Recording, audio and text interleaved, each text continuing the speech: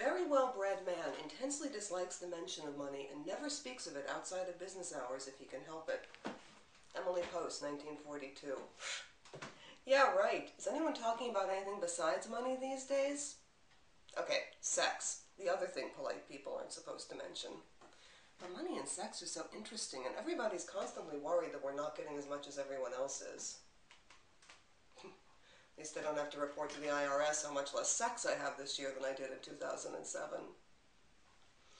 No one really knows what's going to happen to the economy, and when people get scared, their defense mechanisms kick into high gear. Fighters fight, fleers flee, freezers freeze, and this means also that spenders spend, savers save, and splurgers splurge.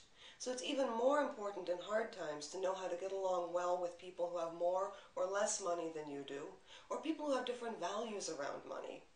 Maybe you don't understand why your friend who just got laid off is shelling out big bucks for Botox and glycolic peels, but he might feel he has to do that in order to compete with younger people in the job market. So don't judge. And don't judge yourself either, or let social pressures force you into a situation that you can't afford.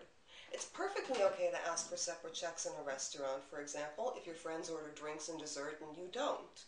You want to tell them that you're doing this for budgeting or bookkeeping reasons, which is a nice vague-sounding excuse that's nicer than saying, I don't want to subsidize your mojito. And it's okay, too, to entertain in a way that you can afford.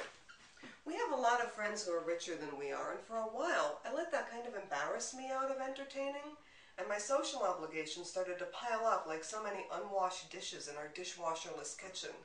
And then I realized, hey, my friends like me, and what most people want is just to get out of the house and have a meal that they didn't have to cook. So I've instituted pizza and cheap champagne nights, and we've been having a great time ever since. Because when you have people over for food, it's people over food. The company's what's important. You don't have to get fancy. As long as the conversation's flowing, you can pretend the money hasn't dried up. Cheers.